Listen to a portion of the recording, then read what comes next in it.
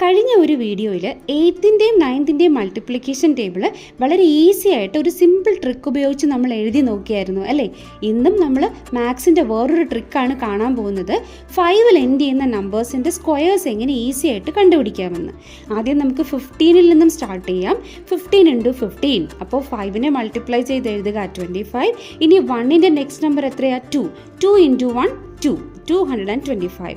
ഇനി 25ൻ്റെ സ്ക്വയർ ആണെങ്കിലോ 5 5s are 25. 2ൻ്റെ next number എത്രയാണ്? 3. 3 2s are 6, 625. ഇനി 35 × 35 ആണെങ്കിലോ 5 5s are 25. 3ൻ്റെ നെക്സ്റ്റ് നമ്പർ എത്രയാ? 4. 4 3s are 12. ഇനി നമുക്ക് 45 × 45 നോക്കാം. 5 5s are 25. ഇനി 4ൻ്റെ നെക്സ്റ്റ് നമ്പർ 5. 5 4s are 20.